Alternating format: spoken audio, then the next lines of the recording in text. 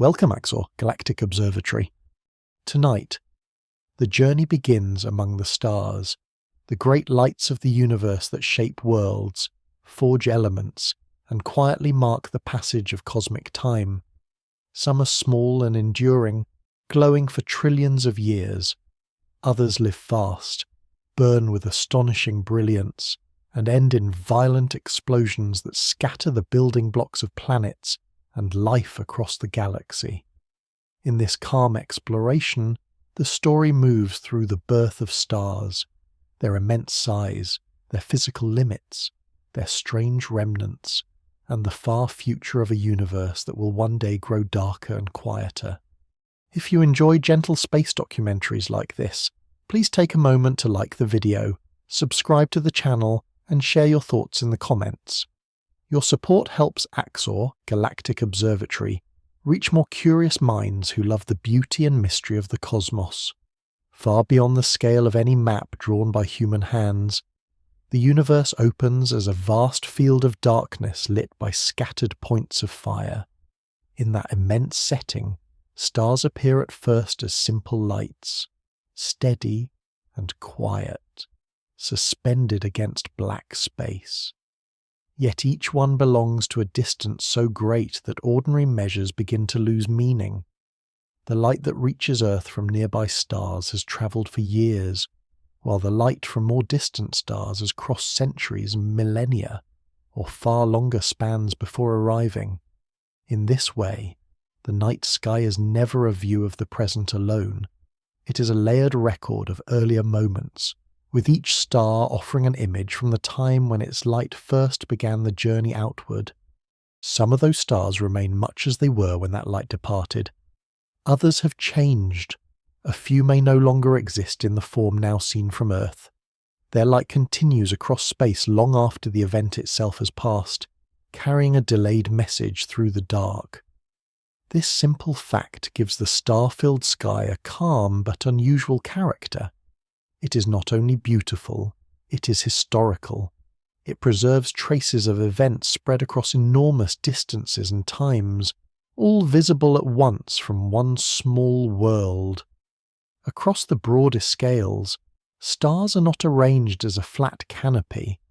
They occupy a three-dimensional universe of depth upon depth, with empty reaches between them that are difficult to imagine clearly.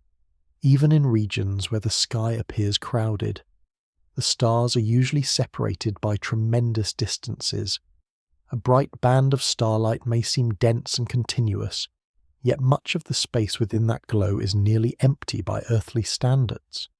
The eye joins the lights into patterns, but the universe itself is more spacious, more open, and more silent than the human mind expects. The darkness between stars is part of the story, not a blank around it. That darkness gives shape to scale. It reveals that stars are not sparks scattered on a surface, but distant suns suspended in a great volume of space where light must travel patiently from one place to another. When people look upward from the ground, they often see stars as belonging to the same moment and the same sky. In truth, each visible point stands at its own remove, with its own history, brightness, age, and path. Some shine strongly because they are close. Others are far more powerful but lie at greater distances, reaching the eye only as faint lights. This means that appearance can be gentle or deceptive. A modest point in the sky may represent a body far larger and hotter than the sun. A brilliant one may owe much of its prominence to nearness rather than extraordinary power. The sky does not announce these differences directly. It offers the same quiet presentation for many different realities. From Earth, all are reduced to light. The deeper nature of each star must be uncovered through careful observation. By studying colour, motion, brightness, and the subtle marks left in the light itself, in the widest sense, the universe is a place where stars serve as both illumination and evidence. They light the darkness, but they also reveal structure. By tracing where stars appear, how they move, and how their light changes, Astronomers learn that the cosmos is not still. It expands across immense scales. It holds regions crowded with stars and regions where only a few faint lights are scattered through the dark. It contains stars born early in cosmic history and stars formed much later, in environments already enriched by earlier generations. The broad background of the universe is therefore not uniform. It is shaped by time, by distance, and by the long accumulation of change. The stars visible from Earth represent only a small fraction of this wider reality. Many stars are too faint, too distant, or too obscured to be seen without instruments. Countless more lie beyond the reach of ordinary sight, filling the universe in numbers so large that they resist any familiar comparison. Even so, the visible stars are enough to suggest the larger truth. They indicate that the cosmos is not empty, but richly populated, with light emerging from the dark in every direction. At the same time, the great age of the universe gives those stars an additional quiet weight. The earlier stars formed long ago, in conditions unlike those of the present era. Later stars formed from material altered by earlier stellar lives. The sky therefore contains not only distance but sequence. It holds evidence of a long unfolding in which light appears, changes, and is renewed across ages beyond ordinary comprehension. Seen this way, the stars are part of a continuing history rather than a fixed decoration above the world. They mark the passage of time on scales so large that a human lifetime scarcely registers beside them, and yet they remain visible to the unaided eye, simple enough in appearance to accompany evening walks, sea voyages, harvest seasons, and quiet, sleepless hours. This contrast between familiarity and immensity gives starlight its unusual emotional force. It belongs equally to daily human life and to the largest known structure of reality. The stars seem close because they are always overhead, yet their true nature lies at tremendous distances in a universe that extends far beyond any horizon. In the broadest outer view, before any single star is followed into its own life, the cosmos appears as a deep and ancient expanse where light travels patiently across darkness, carrying the signs of things too remote to touch and too old to witness directly. The mind begins there, not with detail, but with scale. It begins with the understanding that every star is both a local point of light and a distant participant in a universe of enormous age, depth, and silence. From that outermost setting, the story of stars starts not as the story of isolated objects, but as the story of light itself moving through vastness, making the invisible distances of the universe briefly knowable from one small planet beneath the night. Across that immense outer darkness, stars do not stand evenly alone. They gather into larger homes, and those homes give the visible universe much of its shape. On the broadest scales that can be observed, stars are arranged in galaxies, vast systems bound together by gravity and built from many billions of suns, along with gas, dust, dark matter, and the quiet space between them. A galaxy is not simply a crowded patch of sky. It is a long-lived stellar environment, a structure where stars are born, age, drift, and die over immense spans of time. Some galaxies are graceful spirals with broad arms curving outward from a brighter centre. Some are elliptical, rounded and smooth, with older stellar populations and less of the cold gas needed for new stars to form. Others are irregular, shaped by past encounters, internal turbulence, or the uneven pull of neighbouring systems. From far away, these great assemblies may look calm and still, like islands of light scattered through a dark cosmic ocean, yet within them, motion is constant.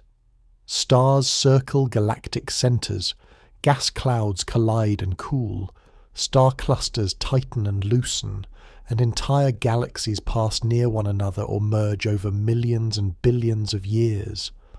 The quiet look of the universe conceals a deep and continuous movement. The Milky Way, the galaxy that contains the Sun, offers one example of such a stellar home. Seen from within, it appears as a pale band stretching across the night sky, a soft river of distant starlight. That band exists because Earth lies inside a flattened galactic disk.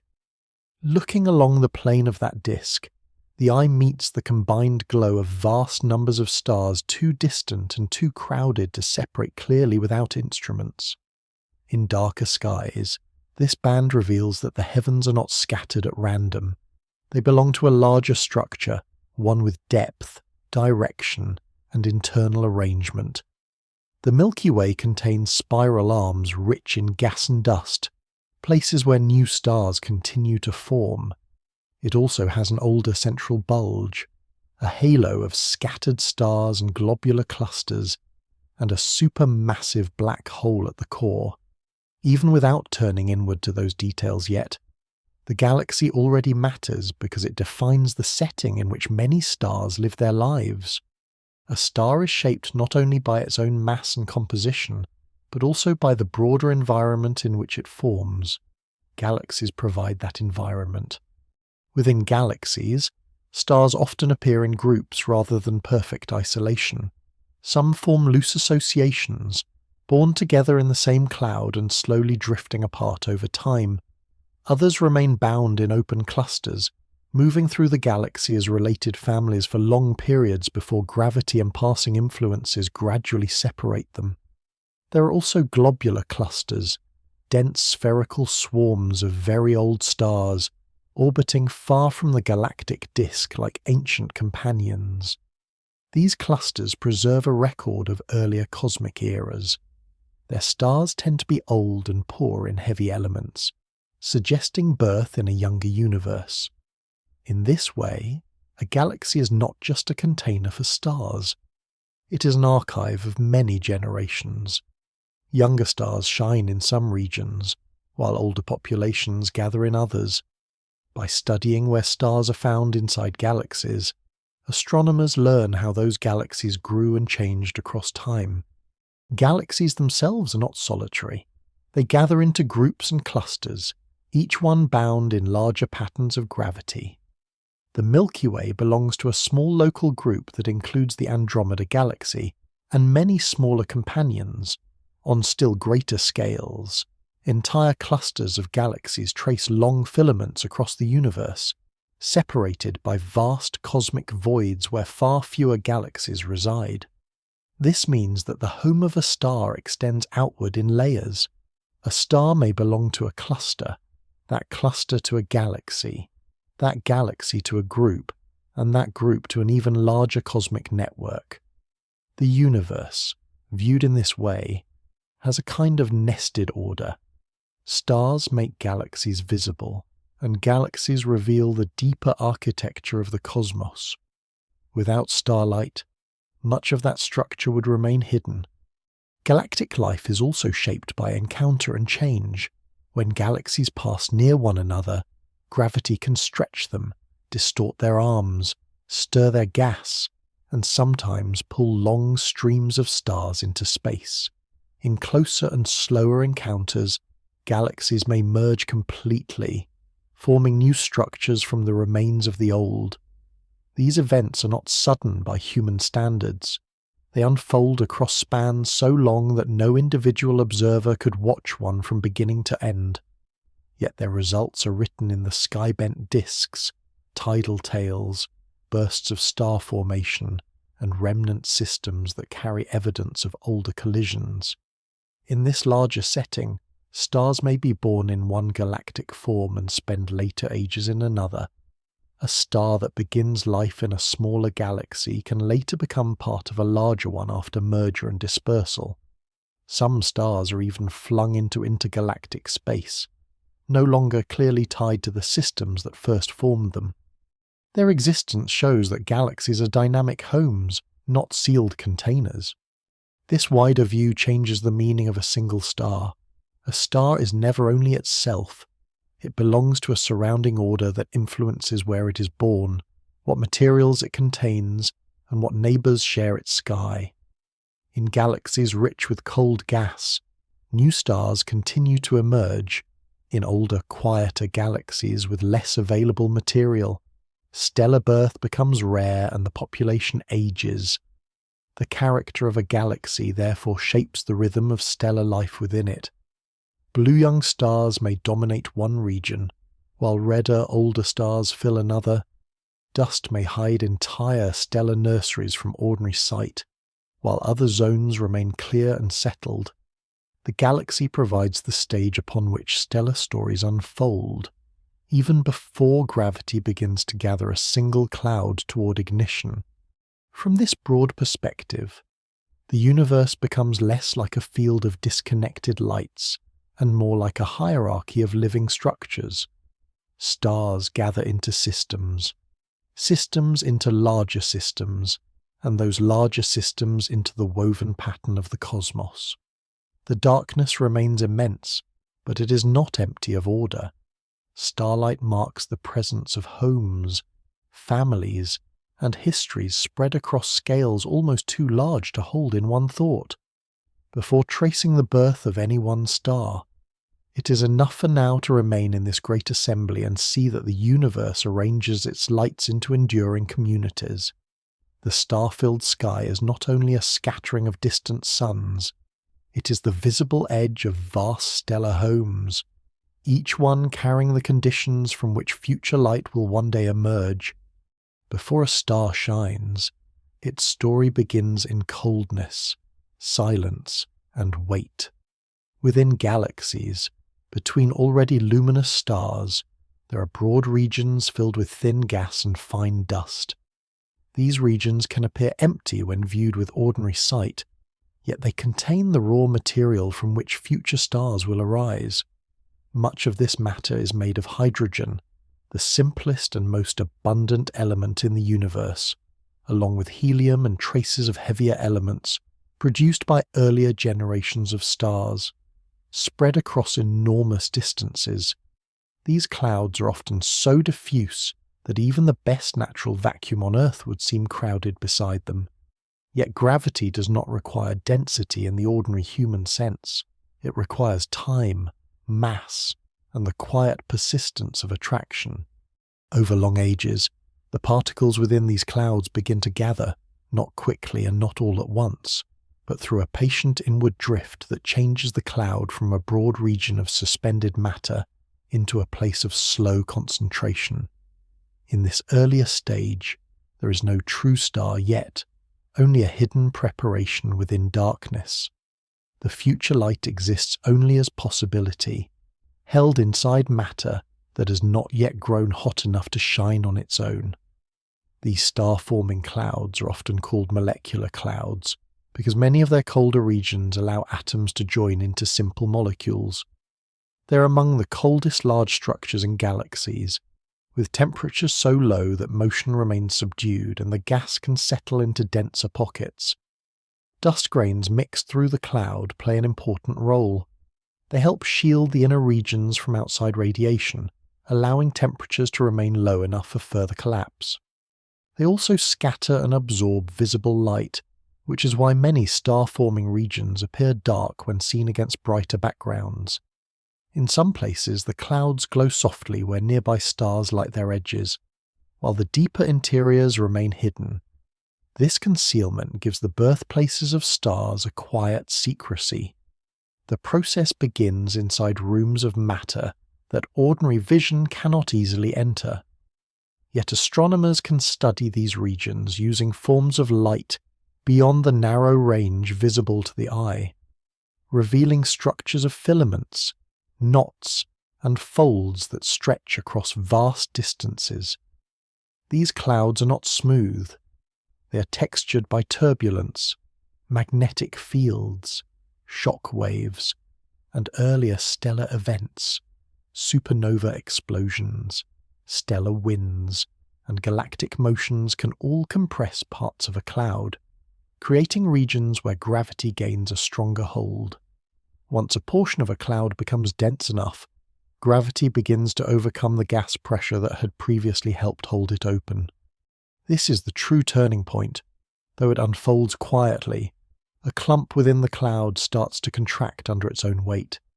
As it contracts, its center becomes denser still, drawing in more material from the surrounding envelope. The collapse does not usually occur in perfect isolation. A large cloud may break into many smaller fragments, each one becoming the seed of a future star or group of stars. In this way, one cloud can produce not a single light, but an entire stellar nursery. Many stars visible today may have formed beside siblings that shared the same original cloud, even if they later drifted apart into different regions of the galaxy. The early cloud stage also begins to determine another essential feature of stellar life mass.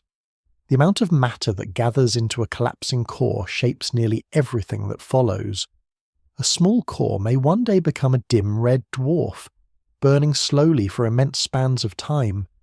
A much larger one may become a hot blue star with a brief and violent future. At this stage, that destiny is not yet visible, but it is already being set by the amount of matter falling inward. The cloud does not decide with intention, yet its structure, density, motion, and surroundings influence how much material each forming object can gather before the process slows or stops. Star formation is therefore not only a matter of ignition, it is also a matter of distribution. The cloud divides its substance unevenly, and from those unequal beginnings come the many kinds of stars found across the universe. As collapse continues, another change begins. Gravitational energy turns into heat. Matter falling inward gains speed, and collisions between particles become more frequent. The center grows warmer and denser, though it is still not yet a true star. Around the forming core, material may flatten into a rotating disk, because even a slight initial spin becomes more important as the collapsing region shrinks. This disk can feed additional matter inward, while also becoming the environment from which planets, moons, asteroids, and comets may later arise. At this stage, the future star and the future planetary system begin together, both emerging from the same rotating reservoir of gas and dust.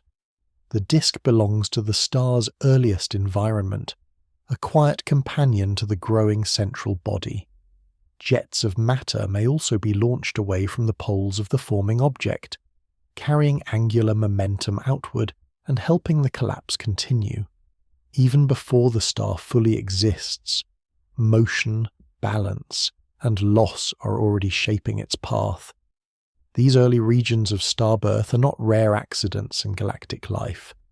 They are part of the continuing renewal of stellar populations. In spiral galaxies especially, cold clouds gather along the arms, and new stars continue to emerge where conditions remain favourable. Some clouds form only a few stars, others produce entire clusters.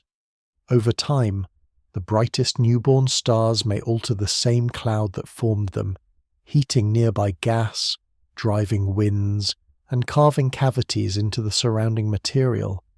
Yet that later influence belongs to a subsequent stage. For now, the important truth is simpler and quieter. Before any star becomes visible, there is an age of concealment in which gravity works within cold clouds, slowly shaping matter toward concentration, heat, and eventual light. The birth of a star begins not in brilliance but in obscurity. It starts inside veiled regions of dust and gas where the universe gathers itself inward, preparing a future sun within the dark. Within the dark cradle of a collapsing cloud, a central object gradually takes form. It is not yet a star in the full scientific sense, because the defining source of stellar power has not begun. Even so, the shape of a future sun is already present. Matter continues to fall inward from the surrounding envelope and from the rotating disk around the growing core. Each new layer adds weight, and that weight increases the pressure deep inside.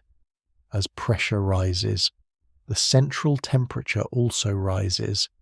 This warming is not caused by nuclear fusion at first, but by gravitational collapse itself. The object becomes hotter because matter is being compressed, and because infalling gas releases energy as it settles into a smaller volume. At this stage, astronomers call the object a protostar, a forming star still on its way toward true ignition.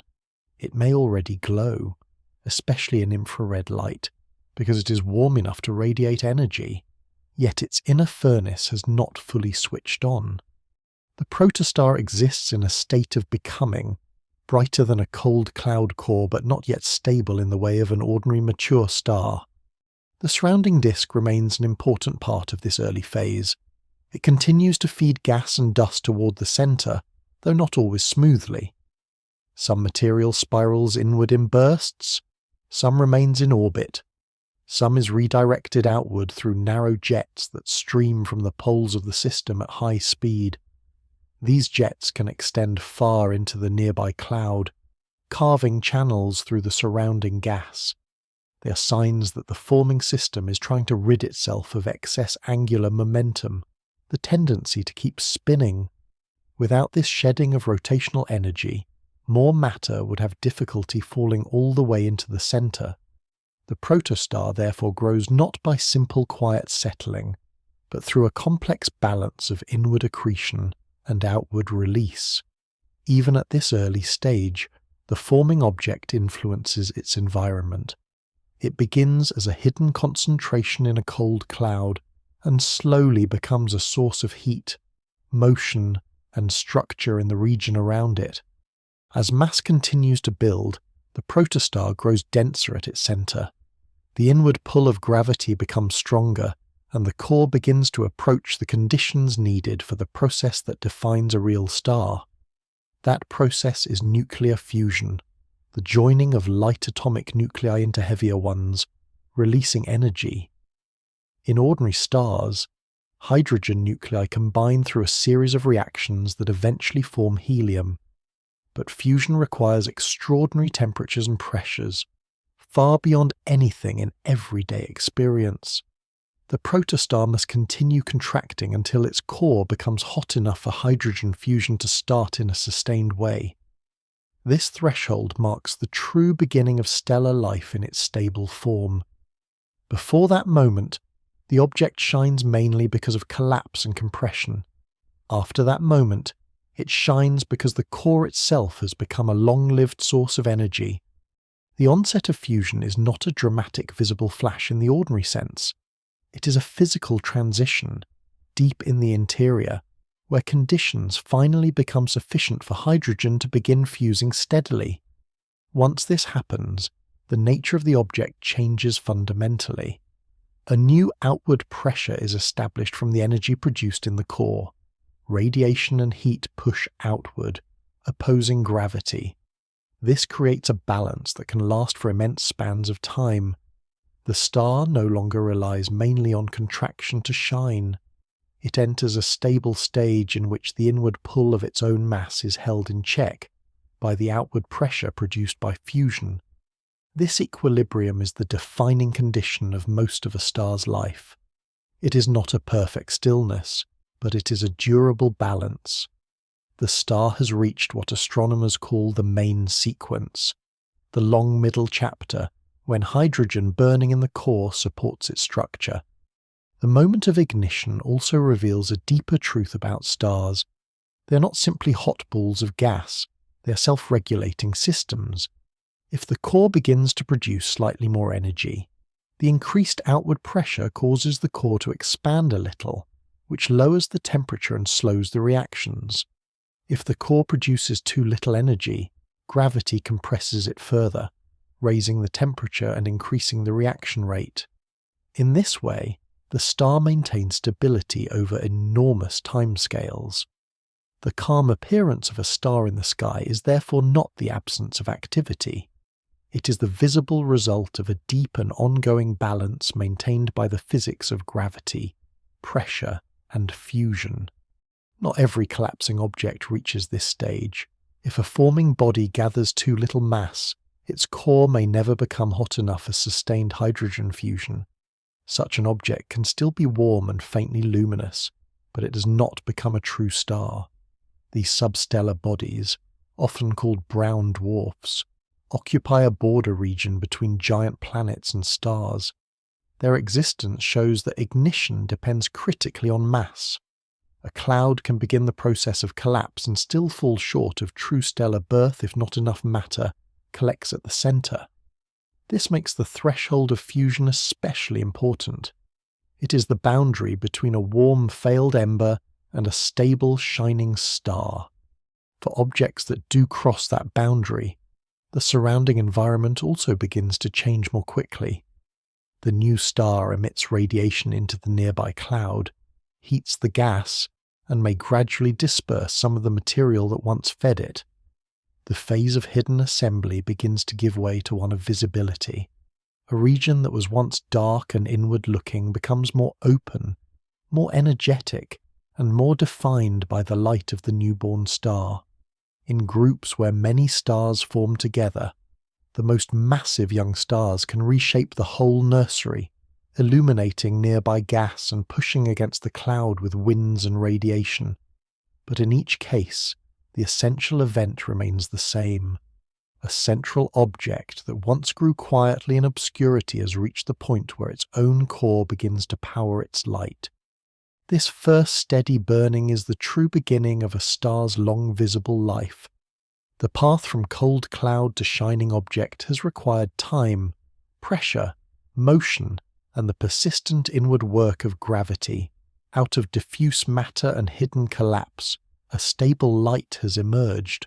The newborn star does not yet reveal all that it will become. Its future still depends on how much mass it has gathered and how quickly it will use its fuel. But the threshold has been crossed. The dark seed within the cloud has become a star, held in equilibrium by the quiet power of fusion and ready to enter the long unfolding of stellar life. Once stars begin their long stable lives, they do not all follow the same path. They are born from similar raw ingredients, mostly hydrogen and helium, yet the amount of matter gathered during formation changes nearly everything that follows. Mass is the central fact of stellar destiny.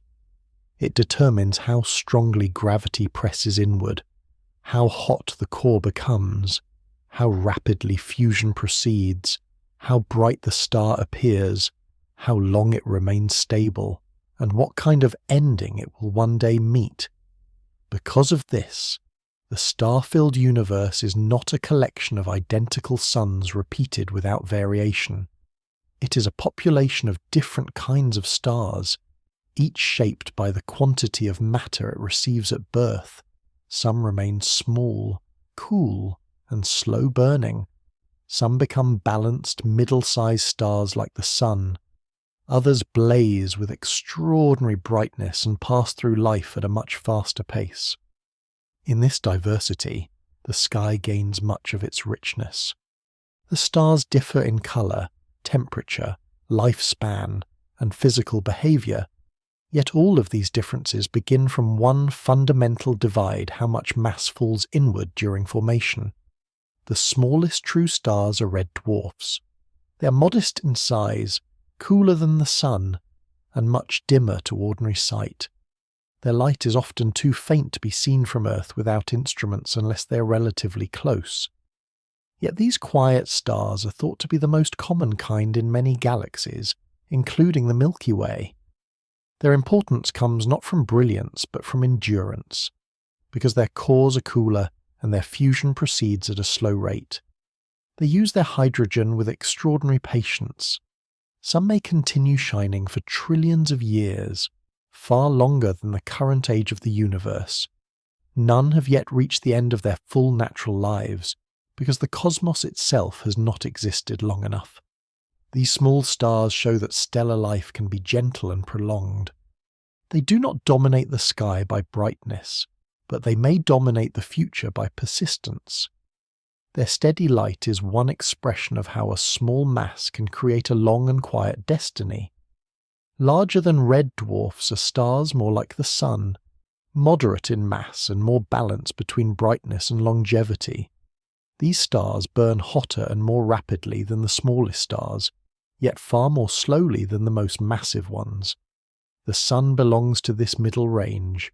It shines with a stable yellow-white light, and is expected to remain in its main period of hydrogen fusion for roughly 10 billion years in total. Such stars are important because they represent a kind of middle condition in stellar life. They are energetic enough to illuminate and warm surrounding planetary systems, yet not so violent that their stable phase is brief.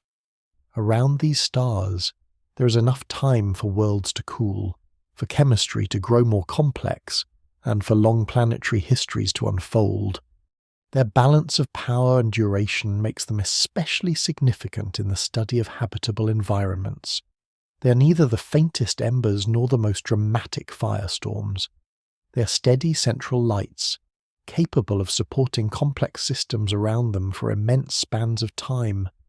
Beyond these are stars more massive than the Sun, brighter, hotter, and shorter lived. Their surfaces often shine white or blue-white, a sign of much higher temperature. Inside, gravity compresses the core more strongly, and fusion proceeds at a far greater rate. This greater power comes with a cost. These stars spend their fuel quickly. A star with several times the Sun's mass may live only hundreds of millions of years. Still more massive stars may last only tens of millions, or even just a few million years. In cosmic terms, these are brief lives, yet while they last, they transform their surroundings. Their radiation is intense, their stellar winds are strong. Their ultraviolet light can shape nearby clouds and influence future star formation.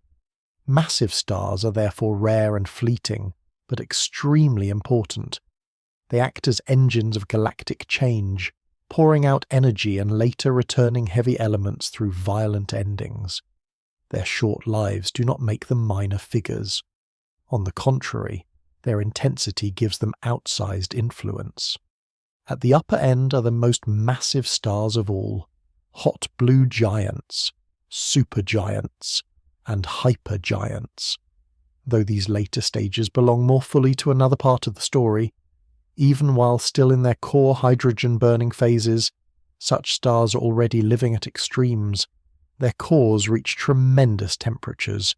Their luminosities can exceed that of the Sun by enormous factors. They consume their nuclear fuel with astonishing speed, sometimes up to 1,000,000 times faster than the Sun. From a distance they may appear as brilliant jewels in star-forming regions, but physically they are unstable compared with smaller stars. Their great output pushes strongly against their outer layers, and their later lives become turbulent. The broader point is clear: the more massive the star, the more dramatic the life, but also the shorter the duration. This pattern may seem surprising at first. In ordinary human experience, larger stars usually last longer. In stars, the opposite often happens. Greater mass creates greater pressure, which creates higher temperatures, which drives faster fusion. The larger star has more fuel, but it spends that fuel at a far faster rate. Colour provides one of the clearest visible signs of these differences. Cooler stars tend to appear redder. Hotter stars appear whiter or bluer. This does not mean that the stars are painted in simple, pure colours. Rather, their emitted light peaks differently depending on temperature. A red dwarf radiates much of its energy at lower temperatures, while a blue star radiates more strongly at higher ones. By studying colour, astronomers gain clues about surface temperature and, together with other measurements, about mass and stage of life. The sky, therefore, is not only varied in brightness, it is varied in thermal character. Each star's colour hints at the physical conditions within it. Another important point is that stars are not always solitary. Many form in pairs or larger systems, and companions can influence how a star evolves. Yet even in these relationships, mass remains central. In binary systems, the relative masses of the stars help determine whether one may later draw matter from the other, whether their interaction remains quiet, or whether it eventually becomes violent. For now, before those later stages arise, it is enough to see that the stellar population is a family of many forms. The universe does not produce one standard star, but a broad range of them, from faint red dwarfs to brilliant blue giants. Each begins with hydrogen. Each is held together by gravity and lit by fusion. Yet the amount of matter gathered at birth shapes the whole rhythm of existence. Some stars become enduring candles across deep time. Others become brief and powerful flames. Together they fill the galaxy with different tempos of light, different scales of life, and different futures already written into their mass from the beginning. For most of a star's life, the essential condition is balance. A star is neither falling inward in collapse nor expanding without limit into space. It remains stable because two great tendencies oppose one another in a continuous internal contest. Gravity pulls all of the star's mass toward the center, pressing inward from every direction. At the same time, energy produced in the core moves outward, heating the gas and creating pressure that resists that collapse. The visible calm of a star depends on this hidden equilibrium. From far away, a star may seem motionless and simple, a steady point of light in the night sky. Inside, however, it is an active physical system maintaining its structure moment by moment through the balance between inward weight and outward support. This balance is not a small detail of stellar behavior. It is the reason stars can exist as long-lived sources of light at all. Without it, they would either collapse rapidly under their own mass or fail to hold together in any durable form. The core is where this equilibrium begins. In a main sequence star, hydrogen nuclei combine through nuclear fusion, ultimately producing helium and releasing energy. That energy does not leave the star instantly. It begins in the dense central region and then works its way outward over long time scales, moving through layer after layer of stellar material. Along the way, it helps maintain high internal temperatures and creates the outward pressure that opposes gravity. The star is therefore not a passive body warmed from within like a heated stone. It is a self-sustaining engine in which gravity creates the conditions for fusion.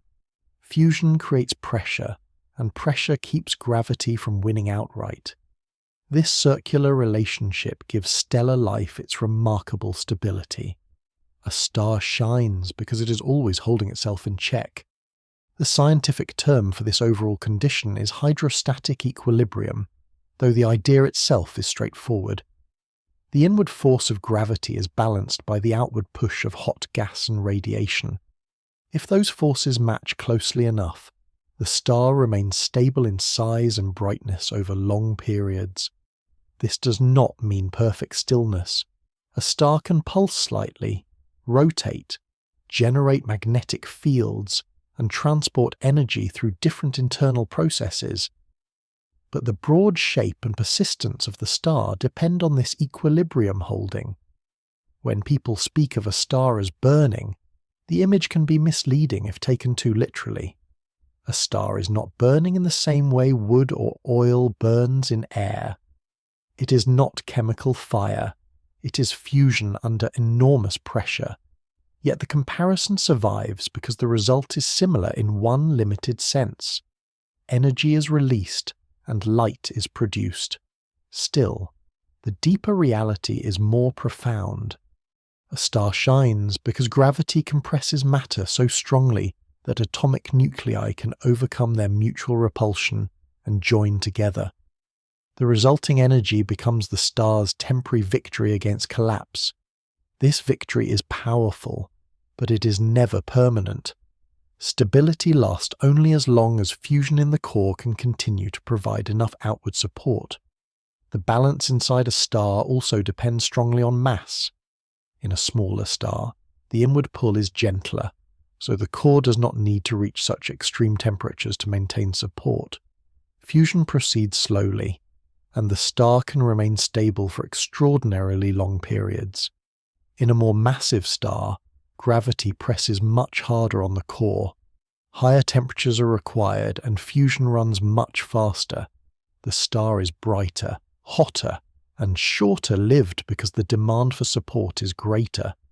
This means that every star lives under the conditions set by its own weight. Its mass determines not only how much fuel it has, but how fiercely that fuel must be used to resist gravity. Even the quietest star is therefore living under pressure, holding itself together through a precise energetic response to its own mass. Energy moves outward through the star in more than one way.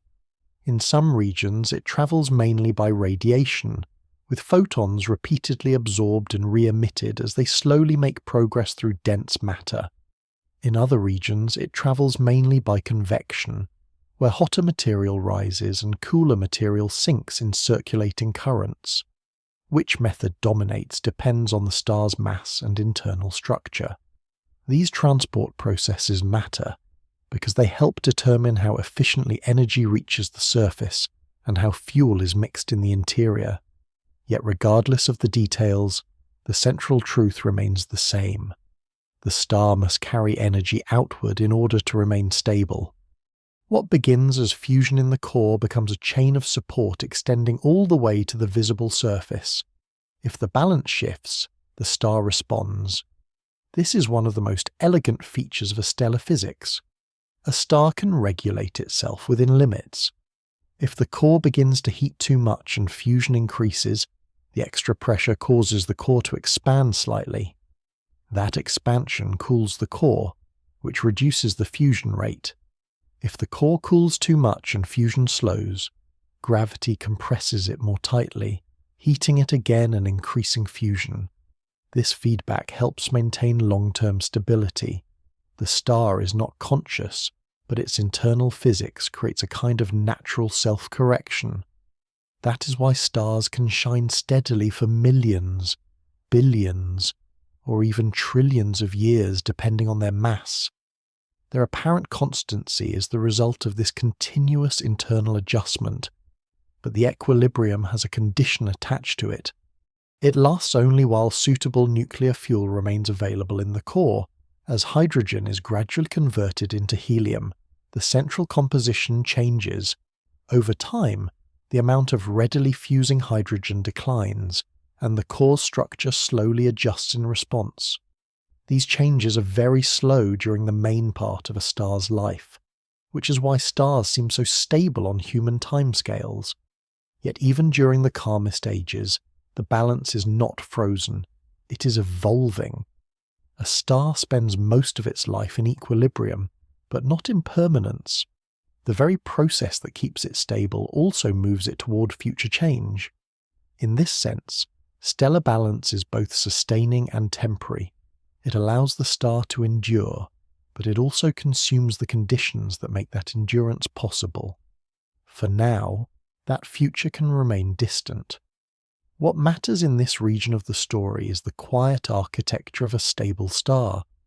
Gravity presses inward with relentless patience. Fusion pushes outward with steady force. Between them, a star holds its form, radiates its light, and becomes one of the long-lived structures of the universe. The point of light seen from Earth is the surface sign of a deep internal truce, a lasting but finite agreement between collapse and resistance. In that truce, stellar life finds its long middle calm. No star remains unchanged forever.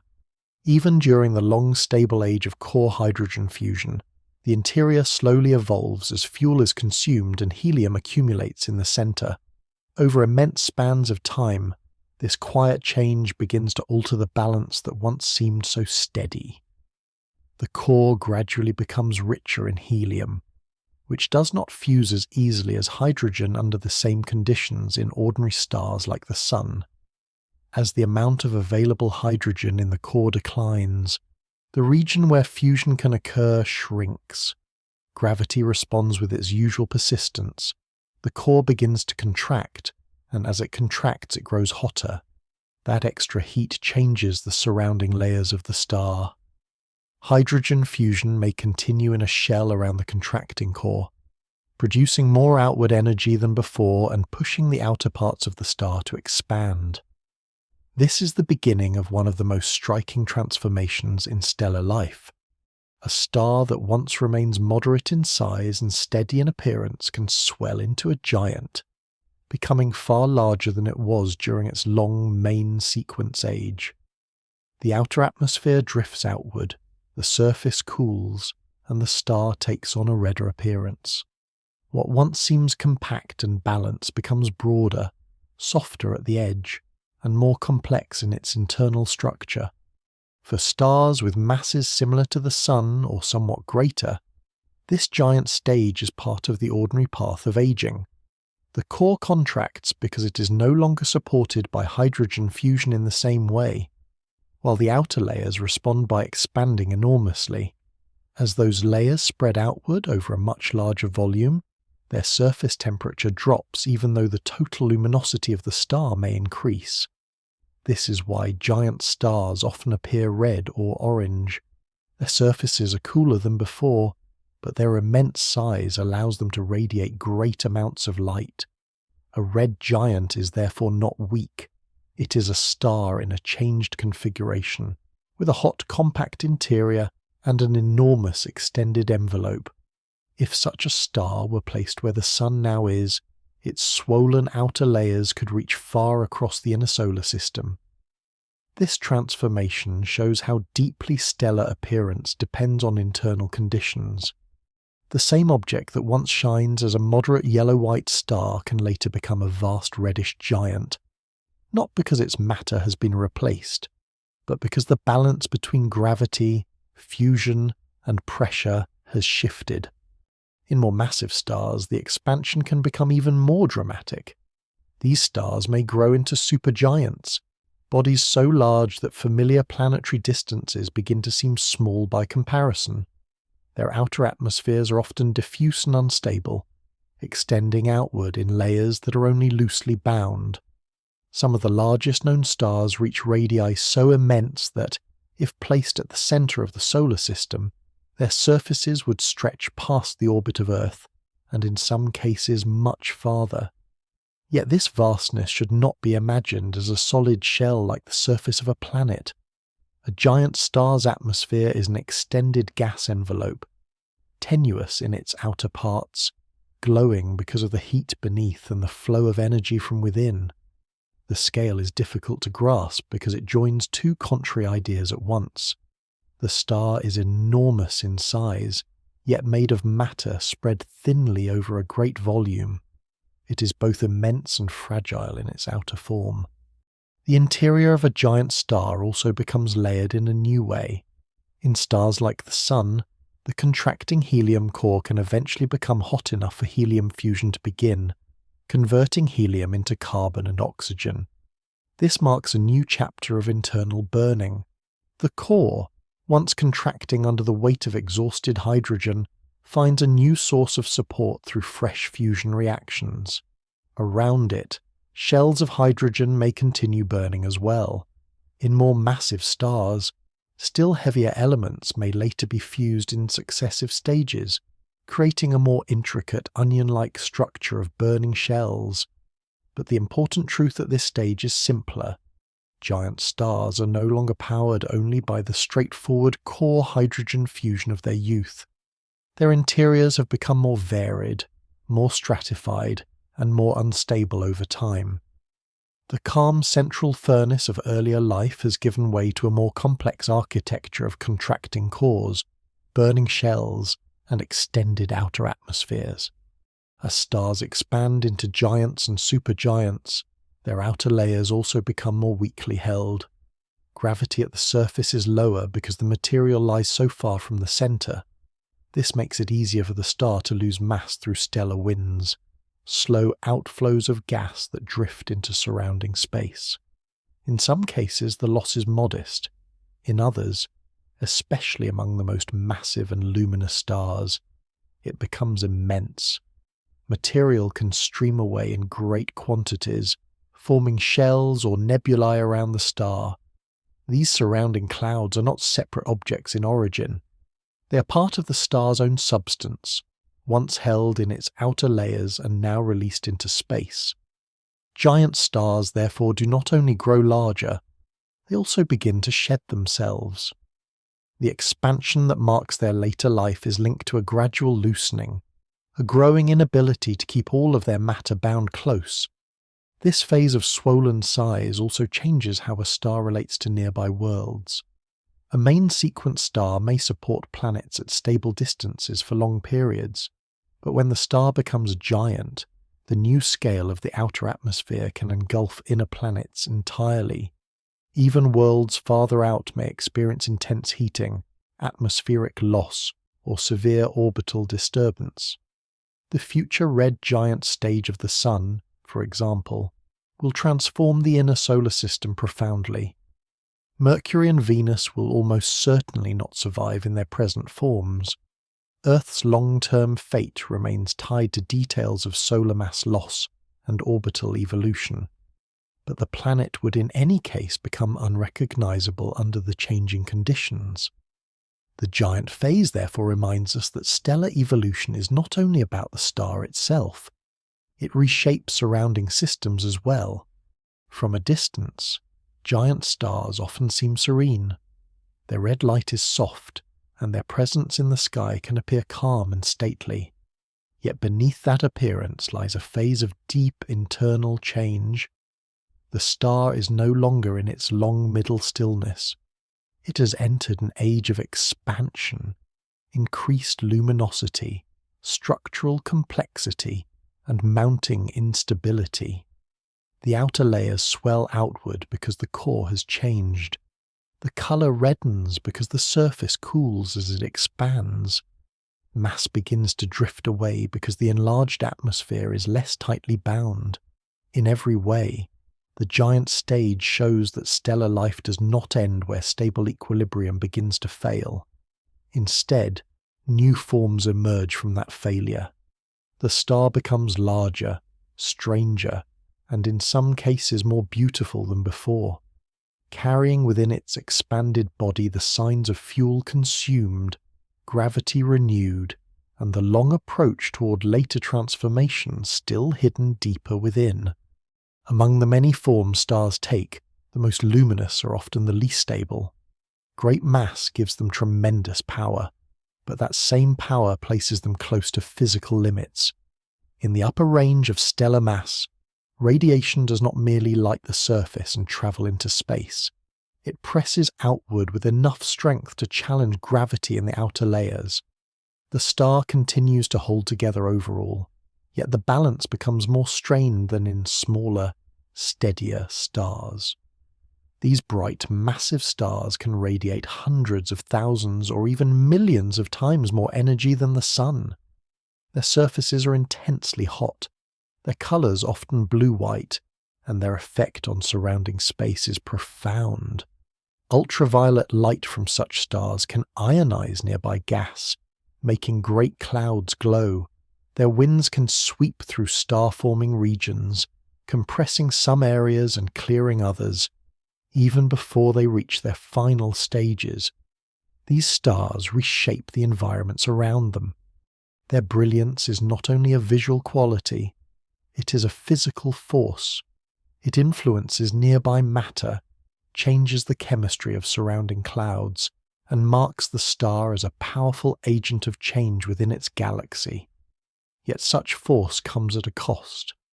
The same high luminosity that makes these stars so striking also drives them toward instability, erosion, and a shortened life. One important limit in the lives of very luminous stars is the point at which outward radiation pressure grows strong enough to rival the inward pull of gravity in the outer layers. When a star approaches this condition, its atmosphere becomes more difficult to hold. Material can be pushed away in powerful stellar winds, streaming outward at high speed and carrying mass into space. These winds are not gentle breezes. They are sustained outflows driven by the star's extraordinary brightness. Over time, a very massive star may lose a large amount of its original mass in this way. The outer layers become a place of struggle, where gravity tries to retain the gas while radiation tries to drive it outward. The result can be a star surrounded by shells, arcs, or extended nebulae made from its own lost material. These glowing surroundings are records of instability. They show that the brightest stars often live by spending not only their nuclear fuel, but also parts of their own bodies. Among these extreme stars are luminous blue variables, rare and unstable objects that can undergo dramatic changes in brightness and mass loss. They are not constant in the way ordinary stable stars are. Instead, they pass through unsettled episodes in which their outer layers swell, shift, and sometimes erupt. One of the most famous examples is Eta Carinum, a very massive system surrounded by a large bipolar nebula, formed from material expelled in a violent outburst during the 19th century. That eruption did not destroy the star, but it revealed how unstable such extreme objects can be. For a time, Eta Carinae became one of the brightest stars in the sky, even though it lies very far from Earth. The energy involved in such events is immense, yet the deeper importance lies in what they reveal. A massive star near the upper end of possible stellar mass is not a smooth, untroubled beacon. It can be restless, eruptive, and uncertain in its outer behaviour, even while fusion continues deep within. The brilliance that makes it so visible is also part of what makes it hard for the star to remain calm. Another family of extreme stars, Wolf-Rayet stars, shows a later and more stripped condition. These stars are hot, massive, and losing mass so strongly that their outer hydrogen-rich layers may be partly or largely removed, exposing deeper material enriched by nuclear processing. Their winds are especially powerful, and their spectra reveal the presence of heavier elements at the surface. In effect, such stars wear evidence of their inner transformation more openly than ordinary stars do. They have been peeled back by mass loss, revealing layers that in quieter stars would remain concealed much longer. Wolf-Rayet stars often appear surrounded by glowing gas shaped by their winds and earlier expelled matter. Like luminous blue variables, they show that the most powerful stars do not age quietly. Their lives are marked by shedding, exposure, and the gradual breakdown of the simpler layered calm seen in smaller stars. Extreme luminosity can also alter the very shape of a star. Rapid rotation, common in some hot massive stars, causes centrifugal effects that make the equator bulge outward. The star becomes oblate rather than perfectly spherical.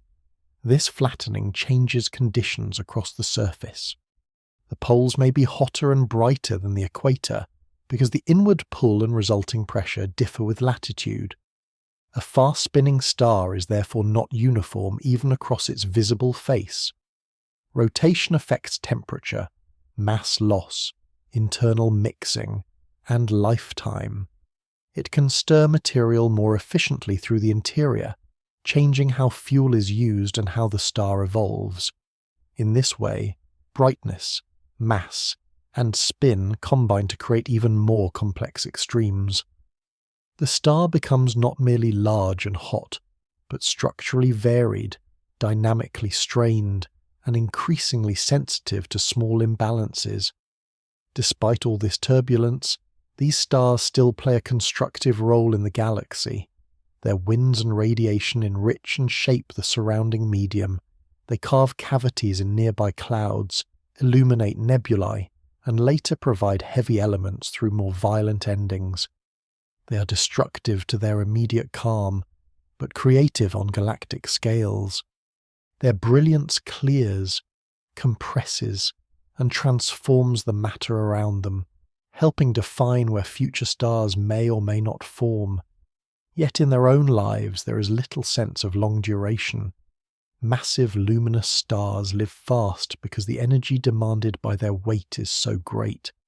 Their brightness is the sign of that demand. Every moment of intense radiation is part of a rapid expenditure of fuel and structure. The star shines magnificently, but it cannot do so for long by cosmic standards. Thus the brightest stars are not the most enduring. They are among the most temporary. Their grandeur lies in force rather than patience. They represent stellar life near its physical limits, where radiation contests gravity. Winds strip matter away, eruptions disturb the surface, and the line between brilliance and instability grows thin. In these stars, light becomes something more than illumination. It becomes pressure, loss, and transformation, revealing that the greatest stellar power often comes bound to the greatest fragility. As stars grow more massive, more luminous, and more unstable, their outer layers begin to reveal forms of strain that are less obvious in quieter stars. A star is often imagined as a smooth glowing sphere, balanced and complete. In reality, many stars depart from that simple image. Rotation, radiation, turbulence, magnetic activity, and internal structural changes can all affect the visible shape and behavior of a stellar surface. These effects become especially important in stars already living near the limits of stability. Their outer layers do not always remain calm, and their appearance can reflect stresses building deep within. One of the clearest examples comes from rapid rotation. When a star spins fast enough, centrifugal effects make the equatorial regions bulge outward. The star becomes flattened, wider across the middle than from pole to pole. This oblate shape is not a small detail. It changes the distribution of gravity across the surface, which in turn changes temperature and brightness. The poles, where the pull inward remains stronger, can be hotter and brighter. The equator, more weakly held and farther from the centre, can be cooler and dimmer. A rapidly rotating star is therefore not only stretched in shape, it is uneven in physical character from one latitude to another. The very act of spinning turns the star into a more complicated object than the quiet spherical image suggests. This rotational strain can also affect the star's surrounding environment. Material near the equator may be lifted more easily into space, especially if radiation pressure and surface instability are already strong. In some cases, a disk of gas forms around the star, created not by the birth process of youth, but by the star's own later loss of material. These gaseous envelopes can glow, absorb light, or vary over time as fresh matter is added and older matter disperses. The star begins to carry visible evidence of its instability beyond its surface, extending its presence into the nearby space. Such a system is no longer just a star in isolation. It becomes a star plus the matter it is struggling to retain. This blurring of boundary between the stellar body and the surrounding gas is an important sign that outer stability is weakening. The star still shines, still fuses, still holds together overall, but its edges are less final than before. Instability may also appear through episodes of mass shedding.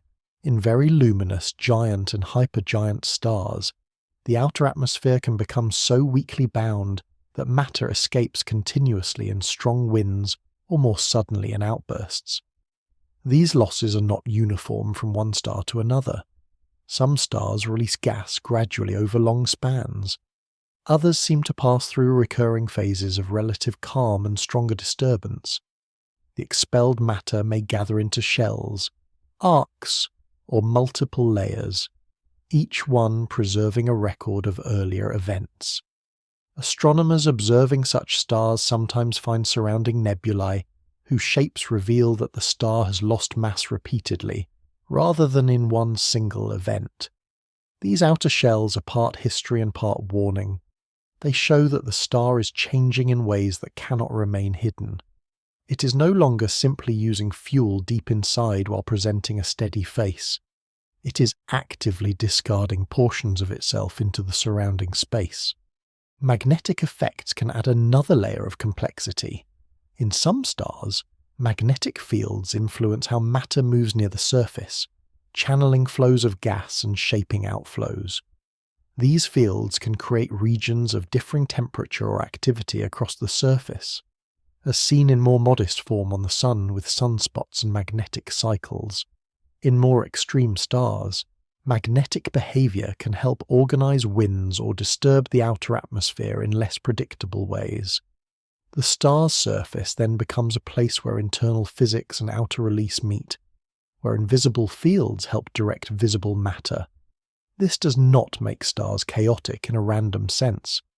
Their behavior remains governed by physical law, but it does make them more varied and less serene than the distant eye first assumes. There is also a deeper connection between outer instability and the inner use of fuel.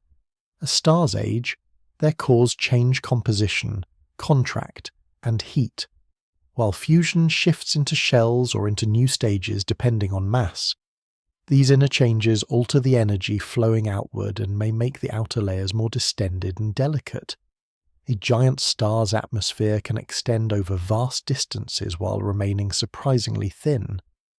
This combination of enormous scale and weak binding makes the outer regions especially sensitive to pulsation and disturbance. Some stars swell and contract rhythmically, not enough to destroy themselves, but enough to change brightness and drive matter outward more effectively. These pulsations act like deep breaths in the stellar envelope, each cycle a visible sign that equilibrium has become more fragile. The star remains alive, but it no longer holds a perfectly steady posture. In the most massive stars, all of these effects can overlap. Rapid rotation may flatten the body, intense radiation may drive winds, pulsation may disturb the envelope, magnetic structure may guide the outflow. The result is a star that is dynamic on its surface and in its surroundings, carrying signs of stress in shape, motion, and loss. Such stars are often among the most visually beautiful when observed through telescopes that reveal their surrounding nebulae or spectral features. Yet their beauty is inseparable from instability. The arcs and shells of glowing gas, the distorted shapes, the changing brightness, and the strong winds are all signs that the star is moving away from long-term calm. It is living in a state where the outward display already hints at future unravelling. Even stars less extreme than hypergiants can show this truth in gentler ways. A star does not need to be near the absolute upper limits of mass to reveal that stellar surfaces are active and structured. Rotation, magnetic fields, pulsation, and mass loss occur across many classes of stars. But in the more extreme cases, these processes stand out more clearly and reshape the visible identity of the star itself. The ideal sphere gives way to a body under tension. The clean boundary between star and space softens into streams, shells, and disks. The calm point of light becomes understood as a changing object, with a surface that responds to deeper forces. In this stage of the journey, the star appears less like a fixed beacon, and more like a living physical system stretched by its own power. Its form, once imagined as simple and complete, is now seen as temporary and vulnerable to motion, shedding, and asymmetry. The strain does not yet end the star, but it reveals that the long age of steady shining is not the whole story. Outer layers can loosen, shapes can distort, matter can drift away in glowing veils. A star can begin to wear the marks of its own instability openly, showing in the visible world the first outward signs that deeper transformations are still underway. For stars of modest mass, the end comes not as a violent tearing apart, but as a gradual surrender of the outer layers and the exposure of the dense inner core. After the giant phase, when the star has expanded and changed its internal structure, a point arrives when the outer envelope can no longer be held in a stable way. pulsations, radiation, and winds continue to carry matter outward, and over time the star sheds a large part of itself into surrounding space. The released gas moves away slowly compared with the speed of a supernova explosion, forming a broad, expanding shell around the dying star. As this material drifts outward, the remaining central core becomes more visible. It is compact, extremely hot, and no longer able to sustain the same kind of large-scale fusion that powered the star through most of its life. The outer layers, once the visible face of the star, disperse into space and may glow as a planetary nebula, a misleading name left from an earlier age of astronomy, when these roundish clouds resembled planets through small telescopes. In reality, such nebulae have nothing to do with planets in origin. They are the luminous remains of a star that has gently cast off its atmosphere, leaving behind a dense stellar remnant. This is the ordinary fate of stars like the Sun. It is quieter than the death of a massive star, but it is not without beauty or consequence. The glowing gas enriches the surrounding region with material that once passed through the stellar interior, while the remnant core continues for a long time as one of the strangest objects in the universe. That remnant is a white dwarf. It is the exposed core left after the outer layers have drifted away. A white dwarf contains a mass comparable to that of a star, compressed into a volume more similar to that of a planet. Matter inside it exists in a dense state not found in ordinary experience. The object is no longer supported by the thermal pressure of active core fusion in the way a main sequence star is. Instead, it is held up by a quantum mechanical effect known as electron degeneracy pressure, a form of resistance that arises because electrons cannot all be squeezed into the same low-energy states. In simpler terms, the white dwarf does not collapse further because matter itself resists compression in a new and fundamental way. This support is very different from the balance that sustains an ordinary shining star. Fusion is no longer the main source of long-term support. The white dwarf remains because the inward pull of gravity is countered by the structure of dense matter itself. At first, a white dwarf is extremely hot. The core, newly uncovered, shines with stored heat left from the long history of stellar evolution. Yet it produces no large fresh supply of energy through sustained fusion. It glows because it is hot, not because it is still living as a normal star. Over time, that heat radiates away into space. The white dwarf cools slowly, very slowly, across billions of years. As it cools, it fades. Its surface becomes less brilliant, though the object remains dense and real, a surviving ember of the former star. This cooling is one of the quietest long-term processes in cosmic history. There is no great explosion attached to it, no sudden collapse, no final dramatic gesture. The remnant simply releases its heat into the universe, becoming dimmer across timescales longer than civilizations. Continents, or perhaps even planetary systems, remain unchanged. The planetary nebula around such a remnant is also temporary, though graceful and often intricate in appearance, with arcs, shells, and glowing colours produced by ionized gas. It does not last for very long by cosmic standards. The nebula expands, thins, and eventually merges with the surrounding interstellar medium. Its matter becomes part of the broader galactic environment again. In that sense, the death of a moderate star still participates in renewal. The gas once locked in the star's envelope returns to space, carrying carbon, nitrogen, and other elements created or redistributed during the star's life. Future clouds may one day gather some of this matter into new stars and planets. The star's ending is therefore also a release of useful substance back into the galaxy. Even a quiet death returns material to the cosmic cycle. There is, however, a limit to what a white dwarf can be. If the remnant core is too massive, Electron degeneracy pressure cannot hold it up indefinitely. For stars like the Sun, the white dwarf remains safely below that threshold, but the existence of such a limit shows that stellar death is partly determined by how much mass the star retains at the end. In ordinary single stars of moderate mass, the path to a white dwarf is the natural conclusion. The object stabilizes in its dense form and then cools over unimaginable stretches of time. It becomes less a star in the active sense and more a relic, a compact archive of former stellar life. The ultimate future of white dwarfs lies even farther ahead. If enough time passes, vastly more time than the universe has yet existed, a white dwarf would cool until it no longer emits visible light.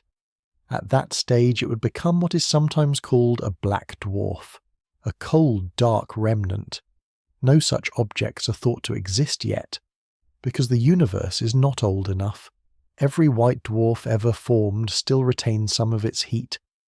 The idea of a black dwarf therefore belongs not to observation, but to the deep future of physical prediction. It is one of the calmest imaginable endings for a star no explosion, no flash, only a slow descent into darkness. The death of an ordinary star is therefore a lesson in quiet transformation. The swollen giant sheds its outer atmosphere. A luminous nebula briefly forms and glows. The hot, dense core remains behind as a white dwarf, supported by a new kind of pressure and fading with time. This path lacks the violent grandeur of massive stellar death, yet it carries a different kind of significance. It shows that stars can end by exposure rather than destruction, by revealing the inner remnant after the outer life has drifted away. The light that once shone steadily for billions of years does not simply stop.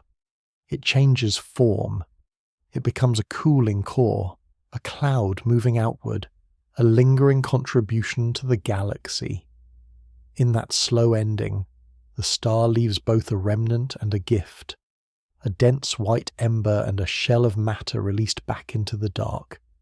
For the most massive stars, death does not arrive as a gentle unveiling of the core. It comes as a catastrophic failure of support deep within the interior, where the long struggle between gravity and outward pressure finally breaks. During the later lives of these stars, fusion proceeds through successive stages, each one creating heavier elements in the core and in surrounding shells. Hydrogen gives way to helium, helium to carbon and oxygen, and in the most massive cases the chain continues through neon, oxygen, and silicon. These stages happen more and more quickly as the star advances, because each new fuel yields less time and requires more extreme conditions. At last the core begins to fill with iron. This marks a decisive limit. Fusion up to iron can release energy under stellar conditions, but fusing iron into heavier elements does not provide the same outward support. Instead of helping the star resist collapse, the iron core becomes a dead weight at the center. For a time it remains held up by pressure in dense matter, but once it grows too massive, that support can no longer hold. Gravity, patient throughout the star's life, suddenly wins. The core collapses inward in a fraction of a second, and the star's long luminous existence gives way to one of the most violent events in the universe. As the core collapses, matter is compressed to extraordinary density. Electrons and protons are forced together, producing neutrons and releasing neutrinos in enormous numbers. The inner regions fall inward at tremendous speed until the collapse reaches a point where the dense core stiffens abruptly. The outer layers, still rushing inward, crash against this newly resistant center. At the same time, an immense flood of neutrinos streams outward from the collapsing core. The detailed mechanism of how the explosion becomes fully successful is complex and still an active area of research, but observations and modelling show that in many cases the star is blasted apart in a supernova. The explosion sends the outer layers racing into space at thousands of kilometers per second. For a short time, the dying star may outshine an entire galaxy. What had been a single stellar life becomes a brilliant expanding remnant, a burst of matter, light, and heavy elements released into the surrounding medium. The supernova is not merely the ending of one object, it is a galactic event, changing the chemistry and structure of the region around it. This violent end has several forms, depending on the mass, structure, and prior evolution of the star. In some cases, the explosion is a fairly standard core collapse supernova, leaving behind a compact remnant and a shell of debris. In more exotic cases, especially among the most massive and unstable stars, large eruptions may occur even before the final collapse, ejecting shells of matter into space. If the eventual supernova blast then slams into that previously lost material, the result can be exceptionally bright and long-lasting. There are also rare pulsational pair instability events in which a very massive star becomes unstable, ejects matter in one or more tremendous outbursts, survives temporarily, and only later collapses fully.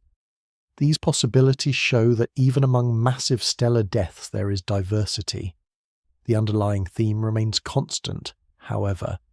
The star's own weight, once held in check by fusion, eventually overwhelms the available support.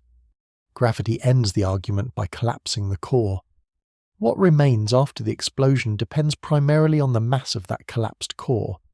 If the core is not too massive, it becomes a neutron star, a body only about the size of a city yet containing more mass than the Sun. In such an object, matter has been compressed so far that most of it exists as densely packed neutrons. The neutron star is a remnant of almost unimaginable density. A spoonful of its material, if brought somehow into ordinary conditions, would weigh billions of tons. It is the surviving center of the former star, reduced to an object so compact that the usual structure of atoms has largely disappeared. Yet it can still rotate, possess a surface, emit radiation, and continue influencing its surroundings. In this way, a supernova can produce not emptiness, but one of the most extreme stable forms of matter known. If the collapsed core is still more massive, even neutron degeneracy pressure cannot halt the fall.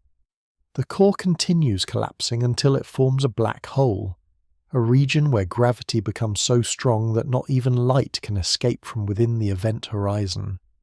In that case, the visible remnant of the star may include expanding debris outside, but the center itself becomes hidden behind this boundary.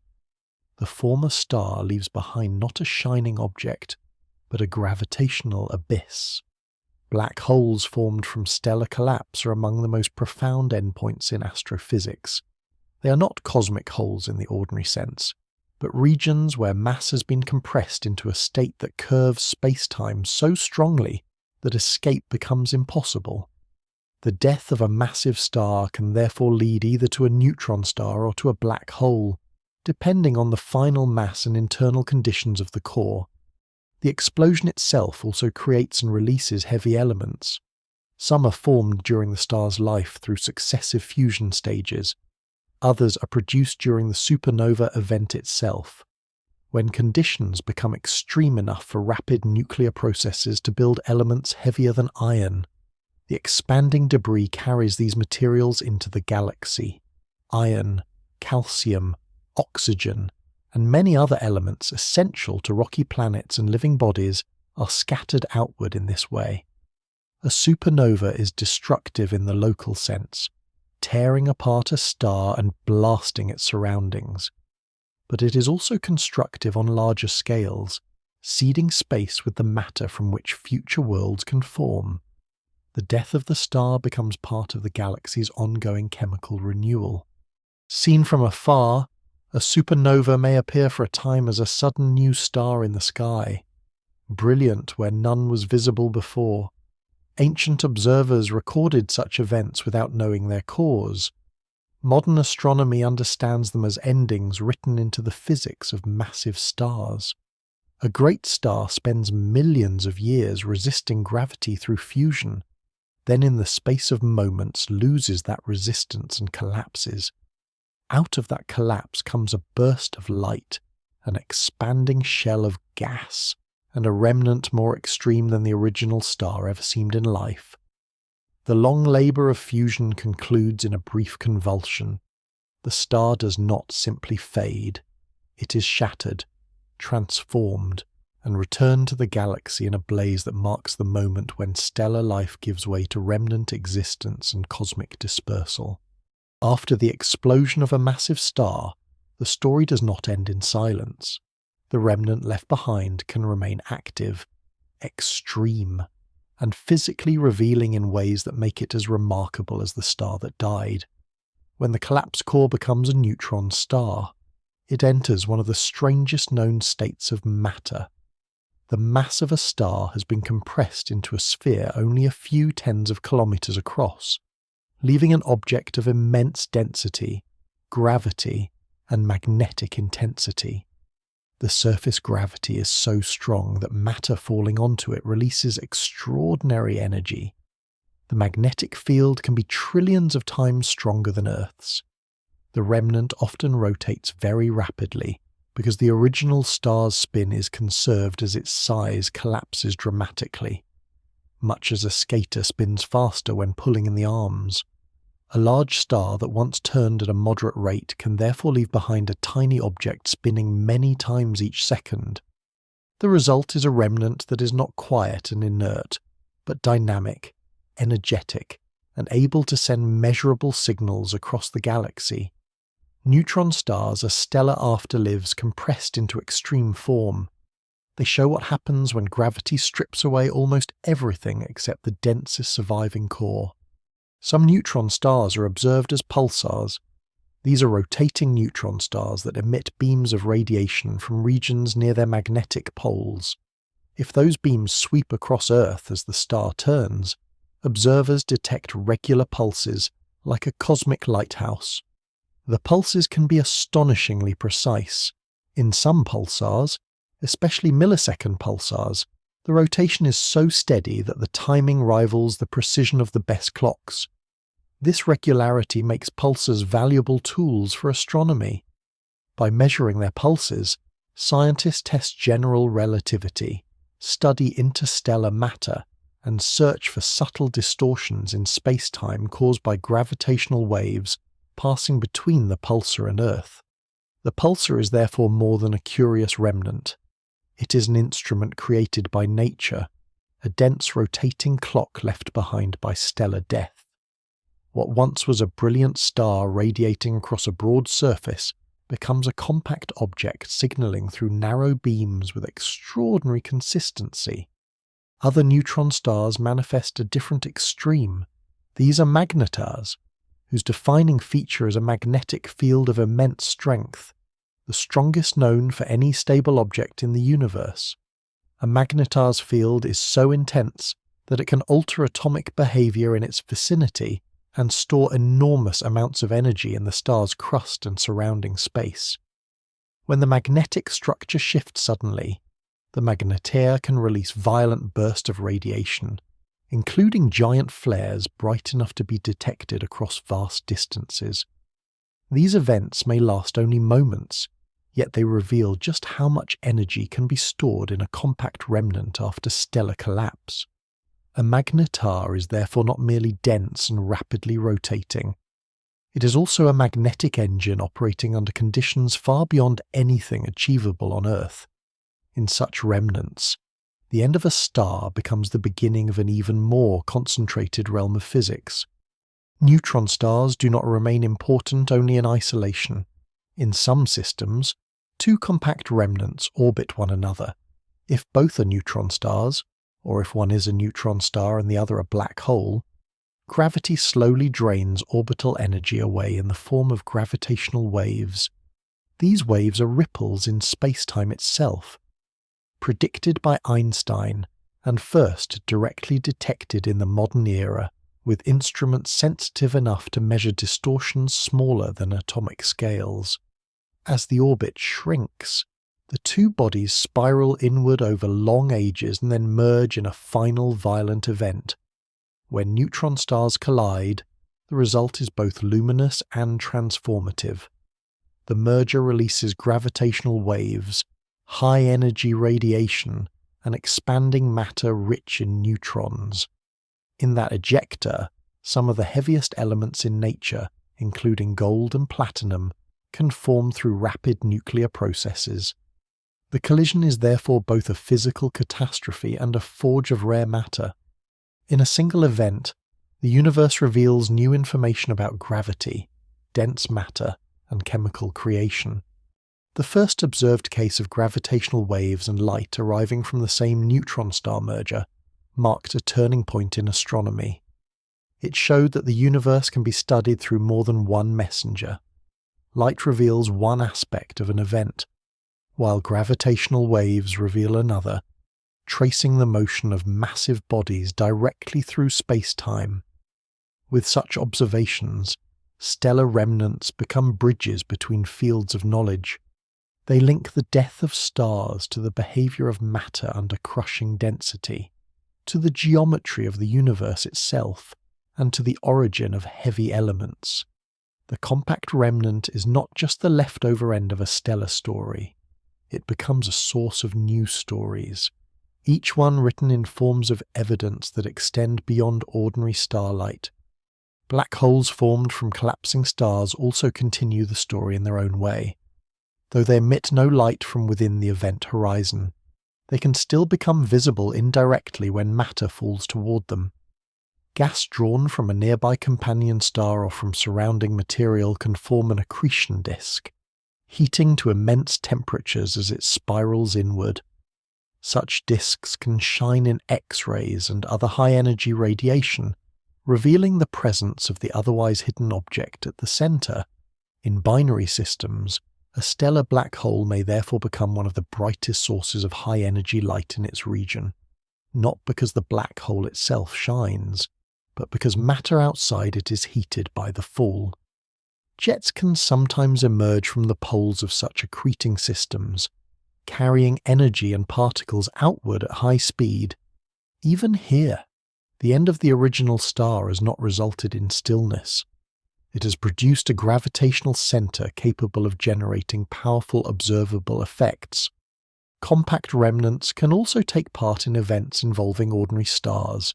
In close binary systems, a neutron star or black hole may strip matter from a companion, heating that matter and altering the life of both objects. In other cases, the compact object may eventually destroy the companion's stable life or merge with it under certain conditions. These later interactions belong to the long consequences of stellar death. A star does not vanish from the universe when its ordinary shining phase ends. It becomes a remnant that can continue to shape its surroundings through gravity, radiation, timing, and collision. What emerges from this region of the story is a different understanding of endings. The death of a massive star is not the disappearance of structure into emptiness. It is the creation of some of the most informative and extreme objects known. Pulsars measure time with uncanny stability. Magnetars store and release enormous magnetic energy. Neutron star mergers send waves through space-time and forge heavy elements. Stellar black holes reveal themselves through accretion and jets. These remnants are smaller than the stars that produced them, yet in some ways they are more intense, more concentrated, and more revealing. They carry the physics of collapse forward into new forms. Where a star once glowed by fusion, a remnant now speaks through density, rotation, magnetism, gravity, and collision. In that continuation, the afterlife of stars becomes one of the clearest demonstrations that in the universe, endings are often transformations into deeper extremes rather than final silence.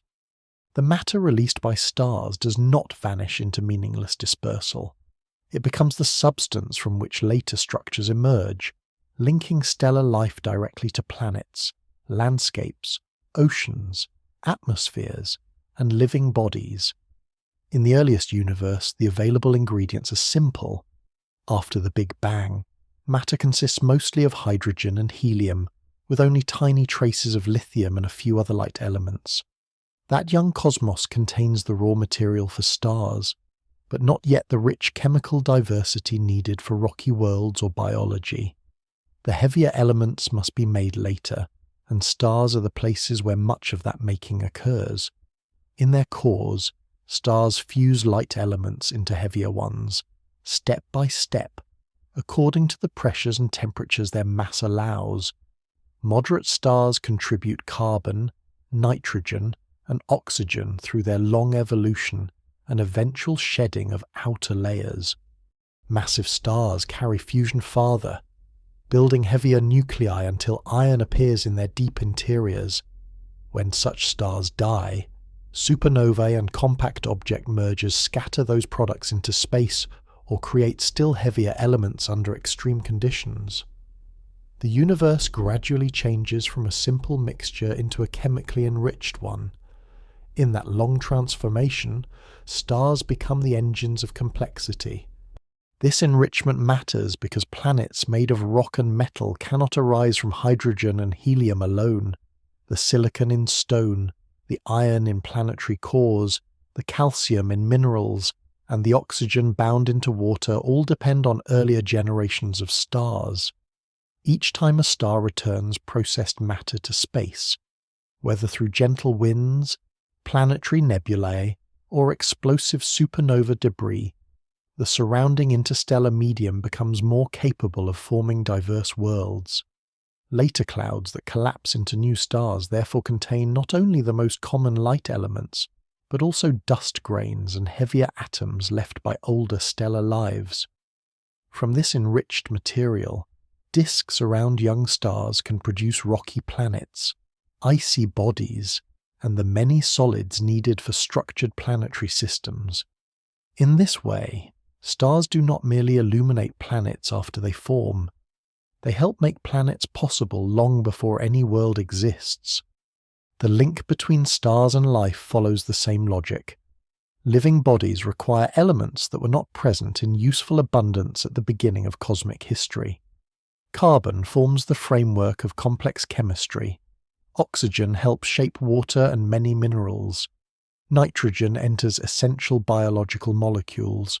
Phosphorus and sulfur take part in the chemistry of cells. Iron plays a central role in blood and planetary geology alike. Calcium supports bones and also belongs to the crust of worlds.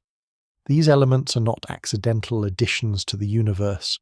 They are the products of stellar history. Some are forged quietly in stellar interiors and released later through winds and nebulae. Others are created or widely dispersed during violent deaths. The atoms that eventually gather into a body, an ocean, a mountain range, or a forest therefore carry an ancestry older than the planet on which they now reside. They once passed through stars, through hot interiors and luminous endings, before entering later generations of matter. This is why the phrase stardust, though poetic in sound, expresses a real scientific truth. Human bodies are made from atoms forged or processed in stars. The carbon in cells, the oxygen carried in blood, the calcium in bone, and the iron that helps blood carry oxygen all come from long cosmic histories of fusion and dispersal. The claim is not symbolic, it is material. Every person, animal, tree, and stone is assembled from recycled stellar matter. The universe does not create life from entirely new ingredients at a late stage. It reuses matter shaped over billions of years by stars and their remnants. Seen this way, biology and astronomy are not separate stories. They are chapters of one larger process in which simple matter becomes structured, enriched, and eventually alive. The connection is especially clear in the formation of planetary systems. Around young stars, the remaining disk of gas and dust contains particles inherited from earlier stellar generations. Those particles collide, stick, grow, and gradually form larger bodies. Dust becomes pebbles, pebbles become planetesimals, and those bodies combine or collide further until planets emerge.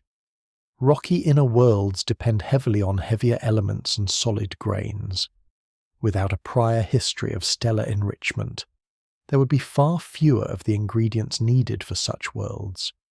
The existence of Earth therefore depends not only on the Sun and the local disk from which the solar system formed, but also on older stars whose deaths enriched the cloud that later collapsed to make the Sun. The solar system is not a first creation. It is a second or later generation structure built from matter already shaped by previous stellar cycles.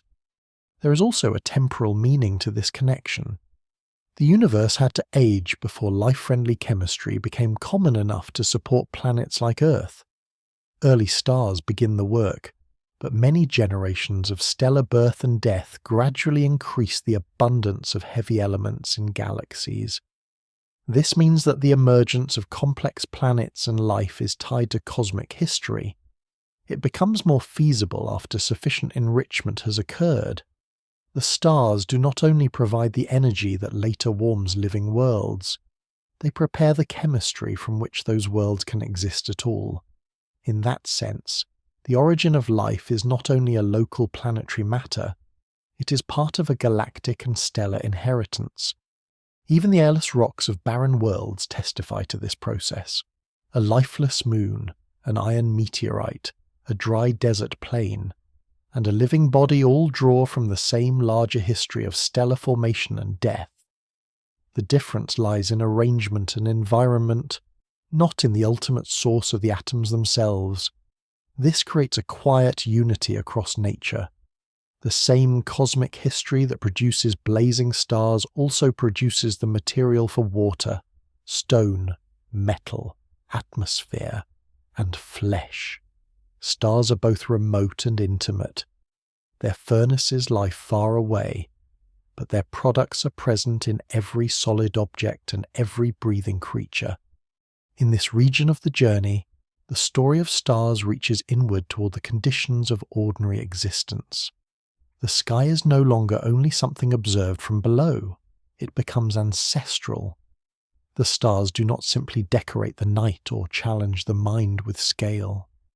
They provide the materials from which worlds and bodies are assembled, their calm shining, their swelling old age, their gentle shedding, their violent collapse, and their explosive endings all participate in a larger cycle of chemical renewal.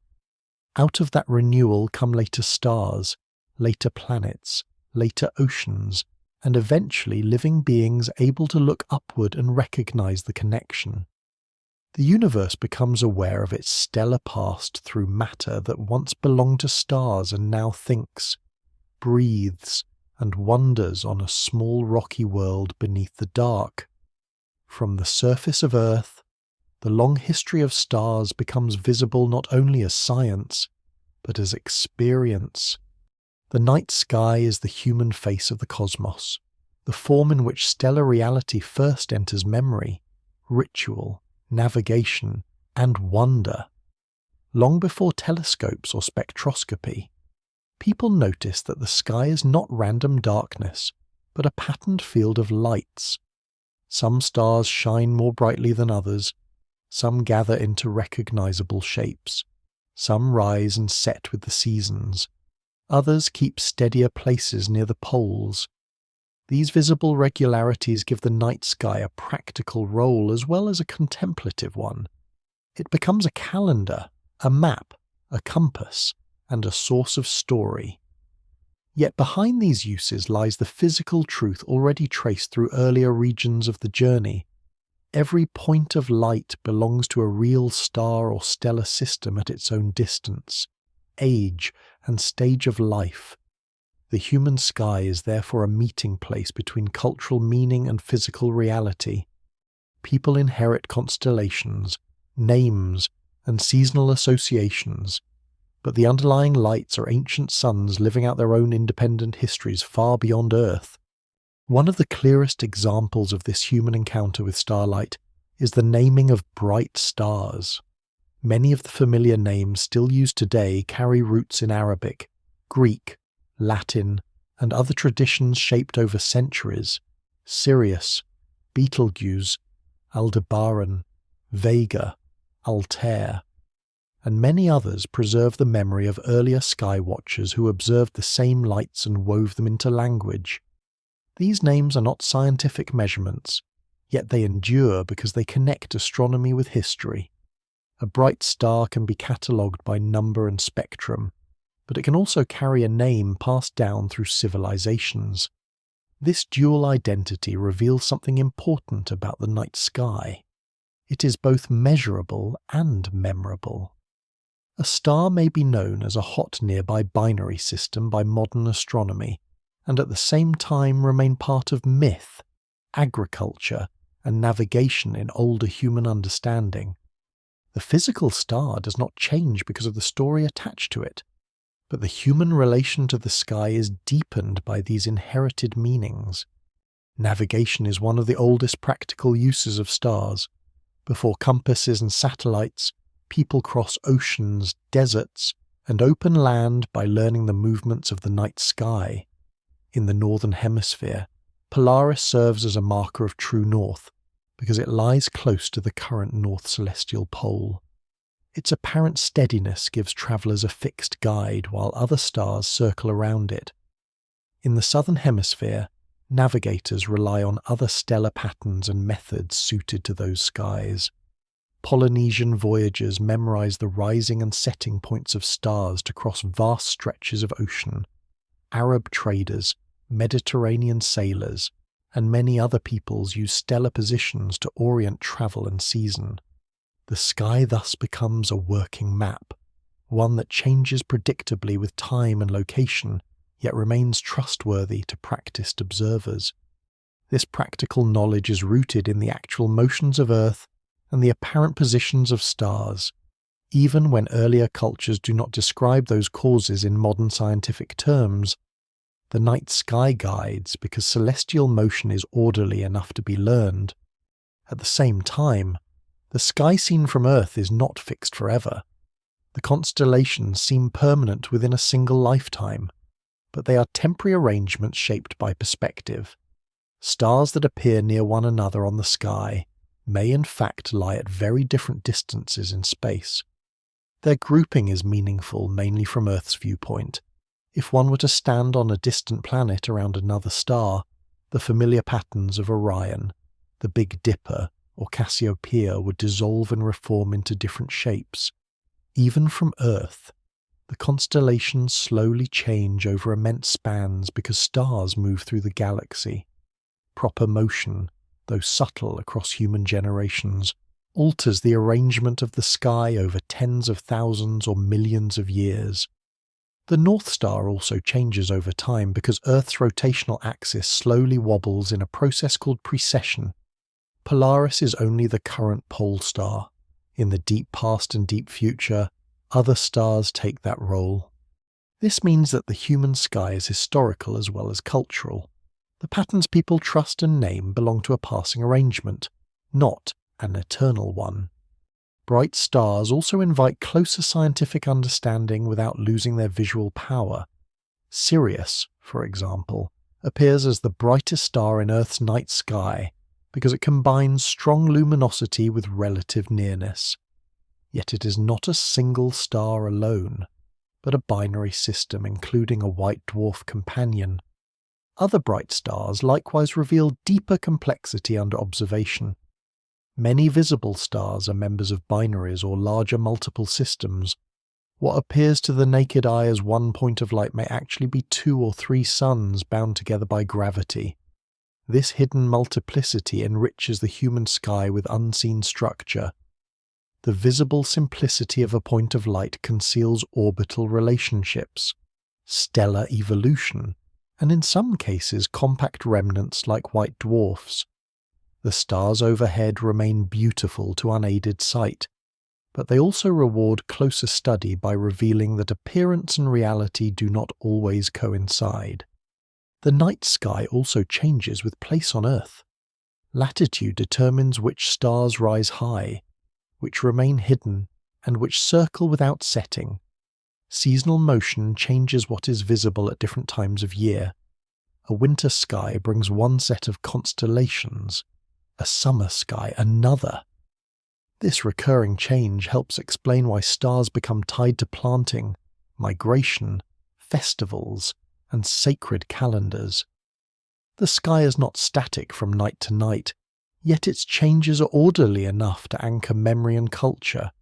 The same cycle that serves practical life also gives emotional rhythm to human experience. Familiar stars return each season, but in slightly different positions, under different weather, and within different moments of personal life. The stars become companions of time. From a scientific standpoint, Earth's sky is one local view into a much larger universe. From a human standpoint, it is the form in which that universe first becomes intimate. The points of light above carry meanings layered from navigation, myth, observation, and physics. They are at once distant suns, historical markers, and cultural companions. The sky teaches that the universe can be both impersonal in scale and deeply personal in experience. People live beneath patterns that seem stable yet are slowly changing. They use stars to travel, to count seasons, to tell stories, and eventually to discover that those lights are other suns governed by the same physical laws as the sun itself. In that recognition, the night sky becomes more than a ceiling of brightness. It becomes a bridge between ordinary human life and the immense reality of the cosmos, where ancient light continues to arrive, night after night, into the shared field of memory and wonder.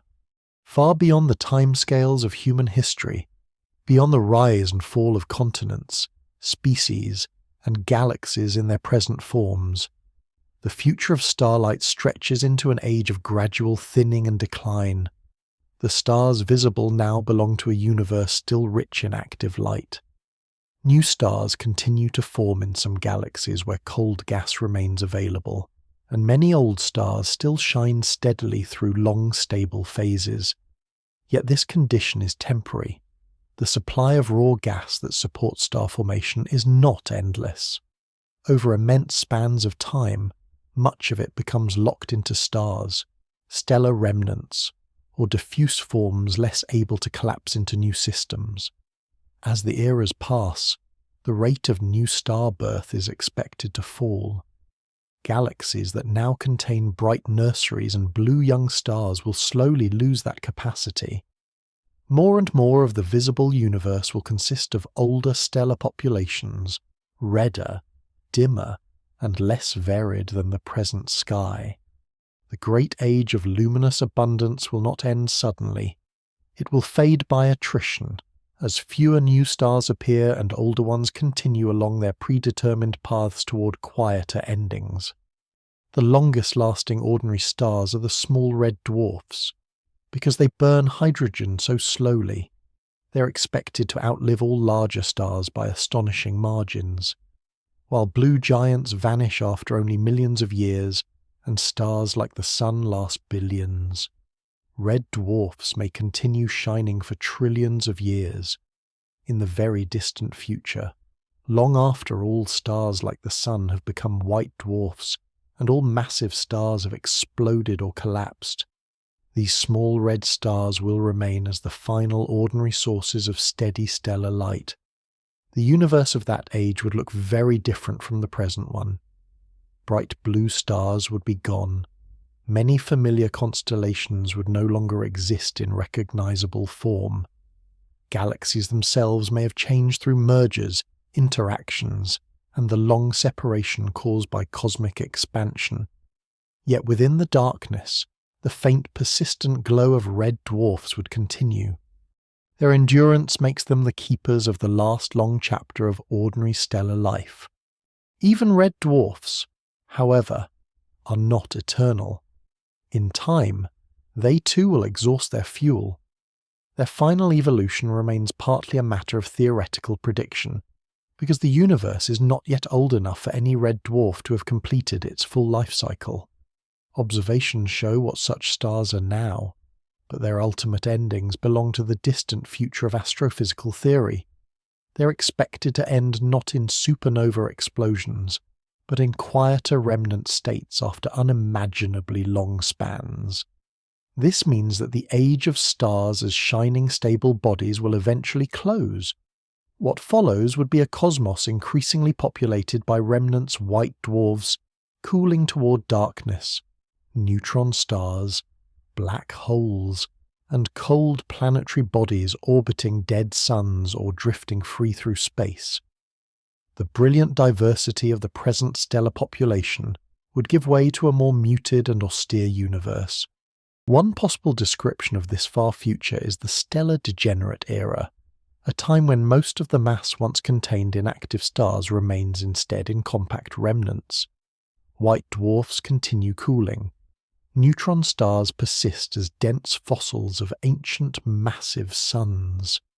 Black holes endure as the deepest gravitational wells left by collapse. Planets and smaller bodies remain, though many would be cold, dark, and long removed from any life-supporting conditions. The sky, if anything like an observer remains to see it, would be sparsely lit and largely quiet. The warmth and complexity associated with active star formation would have become rare or absent, over still longer timescales. Additional changes may occur through rare encounters, gravitational interactions, and the slow decay of orbits. Some remnants could be ejected from galaxies, others might merge, yet the overall direction is toward decreasing visible light and increasing remnant dominance. Black holes would then become especially important in the long history of the cosmos. In a universe where ordinary starlight has largely faded, black holes may remain among the last major organized structures. They could continue to grow by absorbing matter or by merging with one another in rare encounters. Around the largest black holes, occasional bursts of light might still arise if matter falls inward and forms accretion disks. But such episodes would be sporadic, not characteristic of a universe once filled with widespread stellar shining. Over longer stretches still, even black holes are expected, according to current theory, to lose mass very slowly through Hawking radiation. This process has not yet been observed directly for astrophysical black holes because it is far too weak in the present era, but it remains a major theoretical expectation. If correct, it suggests that even black holes are not permanent. The future then becomes not merely dim, but progressively emptier in terms of organized luminous structure. This broad trajectory is sometimes associated with the idea of heat death, the tendency of an expanding universe to move toward increasing uniformity, lower available energy differences, and less capacity for large-scale organized processes. In such a future, the cosmos does not end in fire or sudden collapse, but in dilution, cooling, and the exhaustion of easy sources of free energy. Stars are central to this vision because they are among the great temporary engines of structure and light. Their eventual disappearance marks a major turning point in cosmic history. The age in which matter gathers into shining suns, into planetary systems, and into living worlds capable of observation is a limited chapter, not the permanent condition of reality. There are, however, uncertainties at the farthest edge of prediction. Cosmology can project forward from known physical laws, but some questions remain unresolved. It remains uncertain whether the universe will continue expanding forever in the same general way, whether unknown physics may alter the deepest future, or whether new large-scale processes might become relevant beyond present understanding. Some speculative ideas even suggest cyclic models or the birth of new universes from old conditions, though such notions are not established in the way stellar evolution is. Observations indicate that the current universe is expanding and that ordinary star formation will eventually diminish. But the absolute final fate of all cosmic structure remains a topic where strong theory meets real uncertainty. Even with that uncertainty, one conclusion stands clearly. The present era is a bright one. It is an age in which stars of many kinds still shine, galaxies still hold active nurseries, and the night sky remains rich with visible light. The future points toward dimming, toward the endurance of smaller stars, then remnants, then darker conditions still. In that long perspective, the current universe appears youthful in relation to what will come later. The stars overhead are not merely familiar lights. They are signs that the cosmos is still in one of its luminous ages, still full of active fusion, chemical renewal, and visible structure. Their future is one of gradual extinction, but their present remains radiant. To live beneath them now is to exist during a rare and temporary interval when the universe is still richly lit, still forming and transforming stars, and still carrying across the dark the long patient brilliance that will not last forever. The night above Earth remains full of quiet evidence. Each point of light belongs to a story of gravity, fusion, time, change, and return. Some stars are only beginning, some are in long calm Middle Ages, some have already ended, leaving dense remnants or drifting shells of gas. Across all of these forms, the deeper pattern remains gentle and continuous. Matter gathers from dark clouds. Light begins. Balance holds for a while. Instability follows. The star changes, releases, collapses, or fades. Then its substance moves onward into later clouds, later suns, later worlds. Nothing in that cycle is hurried on the scale of a human life. It unfolds with immense patience, as if the universe works through long breaths of darkness and fire.